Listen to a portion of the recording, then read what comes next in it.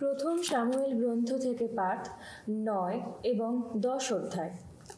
Kish নামে Benjamin এলাকার একজন লোক ছিলেন।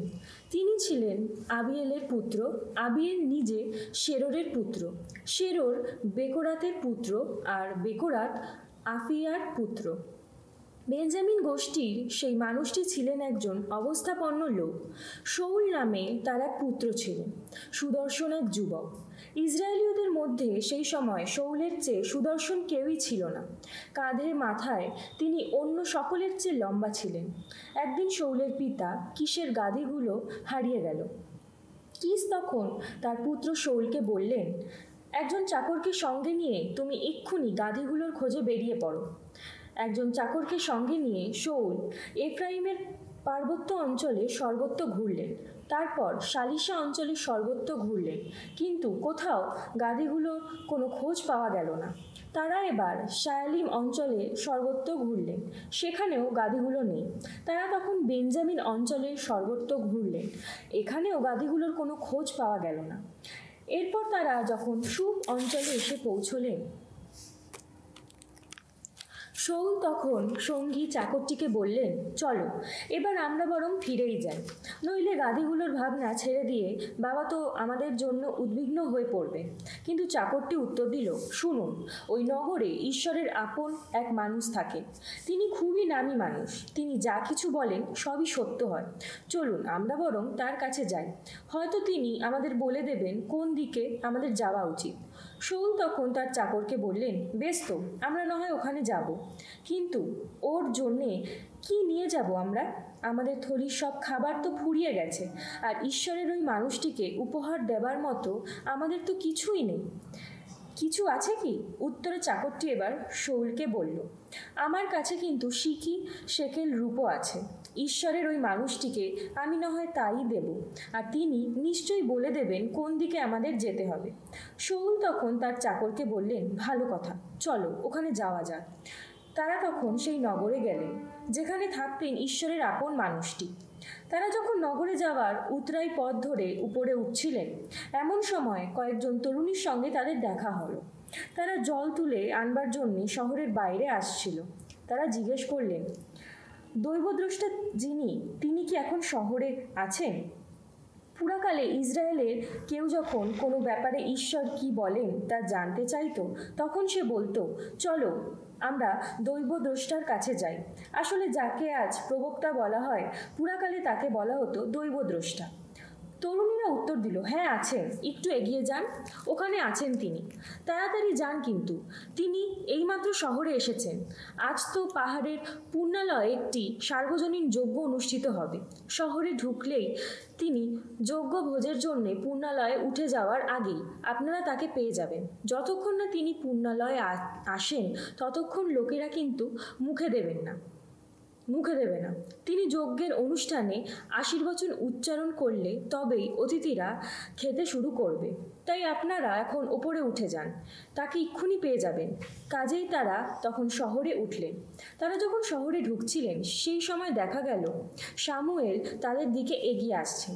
পুণ্যালয়ে উঠে যাওয়ার জন্যে শহরের বাইরে আসছিলেন তিনি। আসলে শৌল শহরে আসার আগের দিনে ভগবান শমূয়েলকে এই কথা জানিয়েছিলেন, আগামীকাল আমি এই সময় বেঞ্জামিন এলাকার একজন লোককে তোমার কাছে পাঠাবো। তাকে তুমি আমার আপন জাতি ইসরায়েলের শাসক পদে অভিষিক্ত করবে। সেই তো ফিলিস্তিনদের হাত থেকে আমার জাতির মানুষদের রক্ষা করবে। কেননা আমি এবার আমার এই জাতির দিকে মুখ তুলে চেয়েছি, তাদের ক্ষোভের হাহাকার আমার কানে এসেছে। সামুয়েল যখন শৌলকে দেখতে পেলেন, তখন ভগবান তাকে বলে দিলেন, এই তো সেই মানুষটি যার সম্বন্ধে তোমাকে বলেছিলাম, সে আমার জাতির মানুষদের ওপর রাজত্ব করবে। সেই সময় শৌল সেখানে তরুণদ্বারের মাঝখানে সামুয়েলের দিকে এগিয়ে গিয়ে বললেন, আচ্ছা, যিনি দৈবদ্রষ্টা তার বাড়িটি কোথায় বলতে পারেন? সামুয়েল শৌলকে উত্তর দিলেন, আমি সেই দৈবদ্রষ্টা। এখন চলো, তুমি আমার আগে পুণ্যালয়ে উঠে যাও। আজ তোমাদের কিন্তু আমার সঙ্গেই খেতে হবে। তোমার মনে যা কিছু প্রশ্ন আছে, কাল সকালে তার উত্তর দেওয়ার পর তোমাকে আমি ফিরে যেতে দেব। 3 দিন আগে তোমার সেই যে গাদিগুলো হারিয়ে গেছে সেইগুলোর জন্য এখন চিন্তিত হয়েও না, কেননা সেগুলো পাওয়া গেছে। আর একটা কথা, ইসরায়েলের সবাই এখন কাকে পাওয়ার জন্যে আকুল হয়ে আছে, তা তো অন্য কাউকে নয়, তোমাকেই, আর সেই সঙ্গে তোমার গোটা পিতৃবংশকেই। উত্তরে শাউল বললেন, কিন্তু আমি কি বেঞ্জামিন গোষ্ঠীর মানুষ নই? ইসরায়েলের সবচেয়ে নগণ্য গোষ্ঠীরই মানুষ নই? আর বেঞ্জামিন গোষ্ঠীর সমস্ত গোত্রের মধ্যে আমার গোত্রই কি সবচেয়ে তুচ্ছ নয়? তাহলে অমন কথা আপনি কেনই বা আমাকে বলছেন? পরে শামুয়েল শাউলকে ও তার চাকরকে সঙ্গে করে নিয়ে এলেন ভোজনাশালায়। তাদের দুজনকে তিনি অতিথিদের সঙ্গে সম্মানের স্থানেই বসালেন। সেখানে কম বেশি 30 জন অতিথি ছিল। শামুয়েল তখন পাচককে বললেন, মাংসের ওই যে অংশটি আমি তোমাকে দিয়েছিলাম, যা আলাদা করে সরিয়ে রাখতে বলেছিলাম, তা এবার এখানে নিয়ে এসো।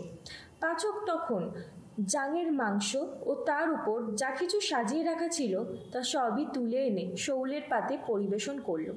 শমূয়েল তখন বললেন, তোমার পাতে ওই যা দেওয়া হয়েছে তা তোমারই জন্য আলাদা করে রাখা মাংসের অংশটি, নাও, খেয়ে নাও। কেননা আমি যখন বলেছিলাম কিছু লোককে নিমন্ত্রণ করছি, তখন তা এই সময় অপেক্ষায় তোমারই জন্য রেখে দেওয়া হয়েছিল। কাজেই সেদিন শাউল শামুয়েলের সঙ্গে খাওয়া সেরে নিলেন। তারপর তারা পূর্ণালয় থেকে শহরে নেমে গেলেন। সেখানে শামুয়েলের বাড়ি ছাদের ওপর শাউলের সঙ্গে শামুয়েলের কথা হলো। পরের দিন তারা খুব সকালে উঠলেন। ভোরের আলো ফুটে ওঠার সময় ছাদেই শামুয়েল শাউলকে জাগিয়ে তুলে বললেন, এবার তৈরি হয়ে নাও, আমি তোমাকে রওনা করে দেব।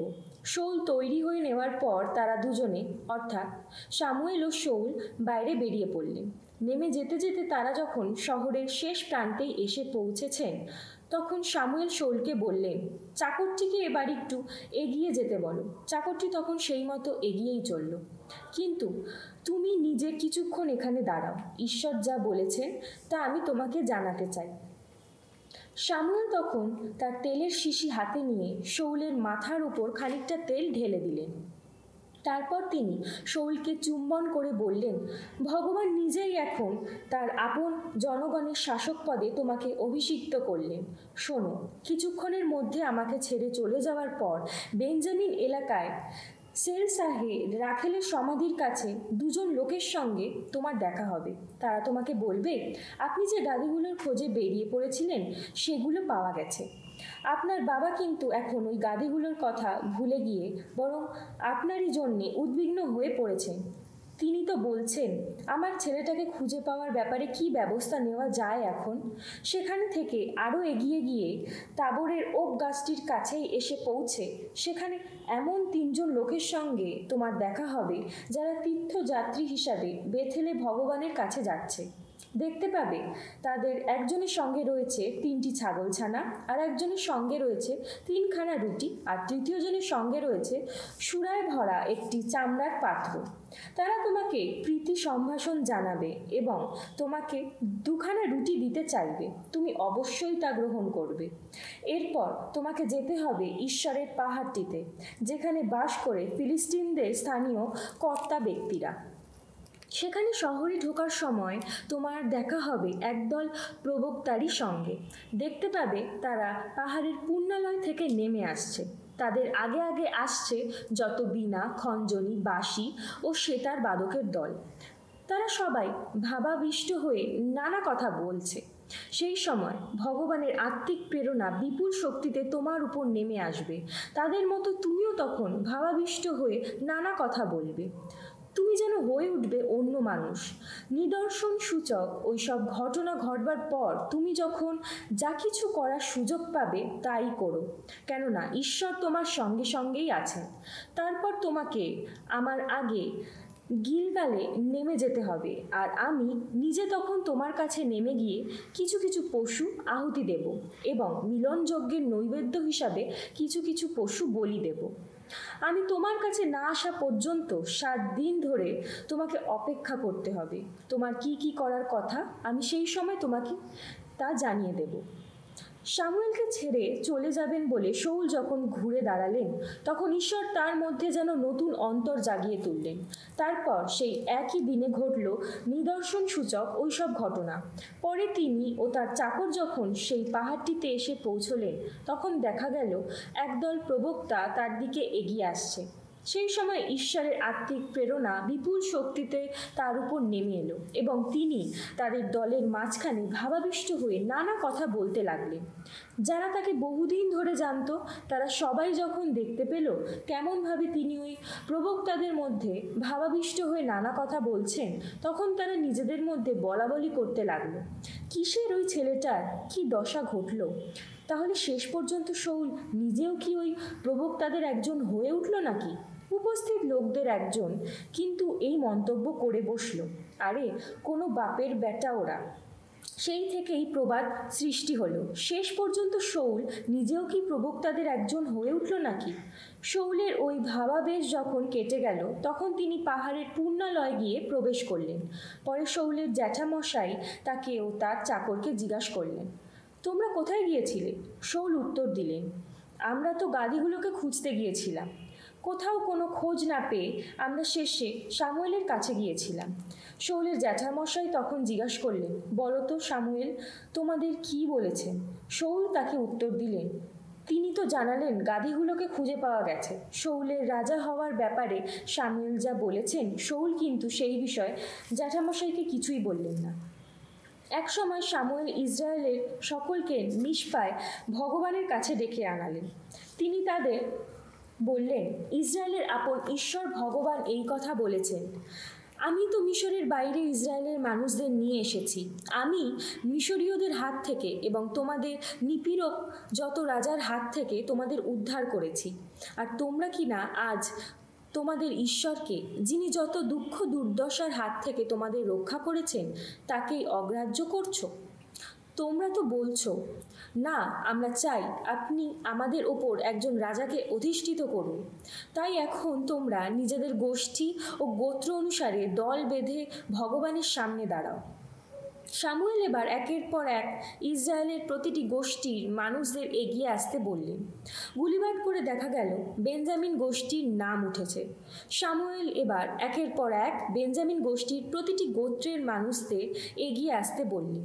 তখন গুলিবাট করে দেখা গেল মাতৃ গোত্রের নাম উঠেছে। তারপর শেষে গুলিবাট করে দেখা গেল কিসের পুত্র শাউলেরই নাম উঠেছে। কিন্তু যখন তার খোঁজ করা হলো, তখন তাকে কোথাও পাওয়া গেল না। নতুন করে ভগবানকে জিজ্ঞাসা করা হলো, লোকটি কি এখানে এসেছে? ভগবান উত্তর দিলেন, হ্যাঁ, ওই তো মালপত্রের আড়ালেই লুকিয়ে আছে। লোকেরা তখন দৌড়ে গিয়ে তাকে সেখান থেকে নিয়ে এলো। তিনি যখন সকলের মাঝখানে এসে দাঁড়ালেন, তখন দেখা গেল তিনি তো কাঁধে মাথায় সকলকে ছাড়িয়েই ওখানে রয়েছে। সামুয়েল তখন সকলকে বললেন, ভগবান এই যাকে মনোনীত করেছেন, তোমরা কি তাকে দেখতে পাচ্ছ? গোটা জাতির লোকদের মধ্যে এর মতো কেউই নেই। সকলে তখন জয়ধ্বনি তুলে চিৎকার করতে লাগলো, রাজা দীর্ঘজীবী হন। রাজতন্ত্রের নিয়ম নীতি কী হবে? সামুয়েল এবার সকলকে সেই কথা বোঝালেন। তারপর তিনি ওই সব কথা একটি পুঁথিতে লিখে রাখলেন আর ওই পুঁথিটি রেখে দিলেন ভগবানের সামনে। তারপর সামুয়েল প্রত্যেককে নিজের নিজের বাড়িতে ফিরে যেতে বললেন। শাউলও তখন নিজের বাড়িতে গিবেয়ায় ফিরে গেলেন। তার সঙ্গে গেল এমনই একদল যোদ্ধা যাদের অন্তরে ঈশ্বর তার অনুচর হওয়ার প্রেরণা দিয়েছিলেন। কিন্তু কয়েকজন বাজে লোক তখন বলতে লাগলো, ওই লোকটা আমাদের রক্ষা করবে কেমন করে? তার প্রতি তারা অবজ্ঞা দেখালো, কোনো উপহার এনে দিল না তাকে। শাউল কিন্তু এমন ভাব দেখালেন যেন কিছুই তার কানে আসেনি।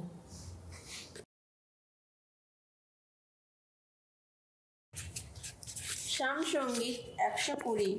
সংকটে পড়ে ভগবানকে ডাকলাম সেদিন, সাড়া তো দিলেন তিনি। ওগো ভগবান, মিথ্যাবাদী ওই ওষ্ঠের কথায় আঘাত থেকে, প্রতারক ওই রসনার কথায় আঘাত থেকে আমায় রক্ষা করো। ওহে প্রতারক রসনা, জানো তোমার কি শাস্তি দেবেন তিনি, কত সুকঠিন শাস্তি দেবেন তিনি। মহাযোদ্ধা তীক্ষ্ণ তীরে বিদ্ধ হয়েই চলবে তুমি, রথেম কাঠের অঙ্গারের দাহে জ্বলেই মরবে তুমি। হায় হায় আমি মেখেস দেশে পড়ে আছি আমি প্রবাসী মানুষ হয়ে, দিন কাটাচ্ছি কেদার জাতির যত শিবিরের কাছে। বড় বেশি দিন পড়ে আছি আমি ওসব লোকের মধ্যে। শান্তিতে যারা ঘৃণা চোখেই দেখে, শান্তিই চাই আমি। অথচ হায় রে, শান্তির কথা যতবার বলি ওরা তো যুদ্ধ চায়। সাধু মার্ক রচিত মঙ্গল সমাচার 6 অধ্যায় 1 থেকে 29 পদ। নাজারেথে অস্বীকৃত যিশু। সেই জায়গা ছেড়ে যিশু এবার নিজের শহরে এলেন। তার সঙ্গে এলেন সেই 12 জন শিষ্য। বিশ্রামবারে তিনি সমাজগৃহে গিয়ে উপদেশ দিতে লাগলেন। তার কথা শুনে অনেকে অবাক হয়ে গেল। তারা বলে উঠল, এসব ও শিখল কোত্থেকে? এই যে জ্ঞান ওকে দেওয়া হয়েছে, এ আবার কোন জ্ঞান? আর ওই যে সমস্ত অলৌকিক কাজ ওর হাত দিয়ে ঘটে থাকে, ওসবের মানেই বা কী? ও কি সেই ছুতর নয়? মারিয়ার সেই ছেলে, জাকব, জোসেস, জুদা আর সিমনের সেই ভাই নয়?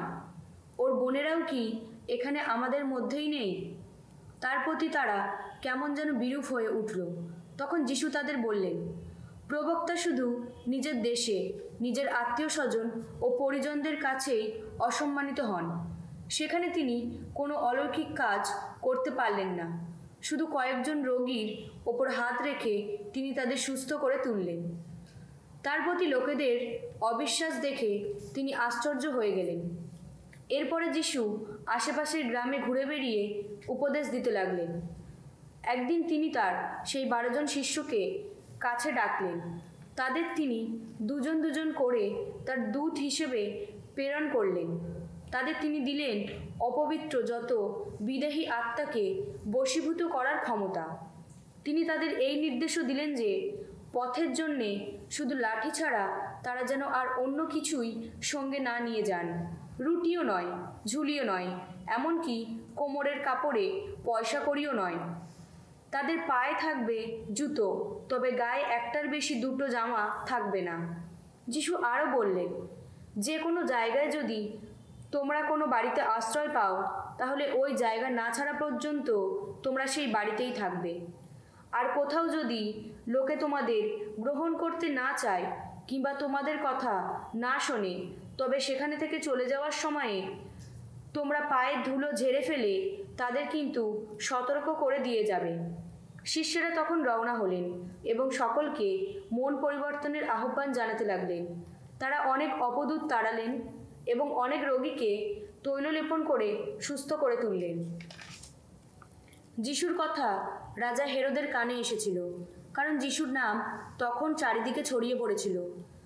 লোকেরা বলছিল, দীক্ষাগুরু যোহন মৃতদের মধ্যে থেকে বেঁচে উঠেছেন, আর সেই জন্যই তো এমন সব অলৌকিক কাজ করার শক্তি ওর মধ্যে সক্রিয় হয়েছে।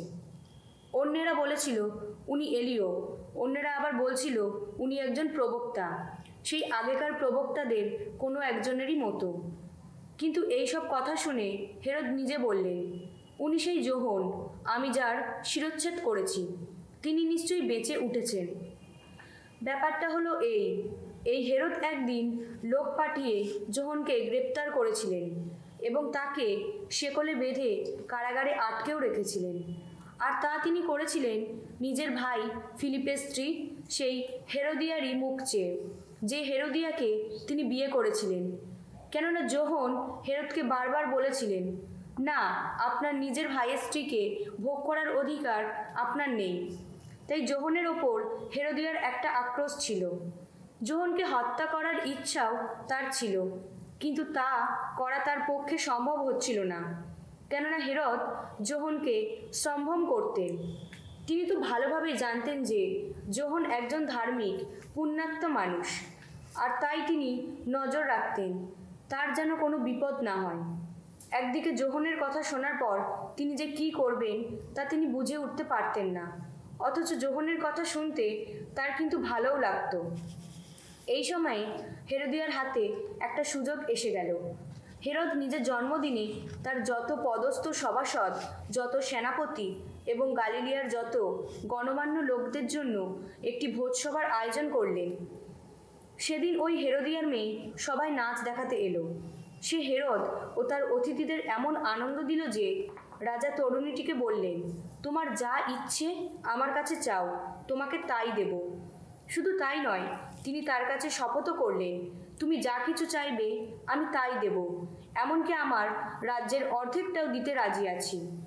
মেয়েটি তখন একবার বাইরে গিয়ে তার মাকে জিজ্ঞেস করলো, বলো কি চাইবো আমি? হেরোদিয়া উত্তর দিল, দীক্ষাগুরু যোহনের মাথাটা।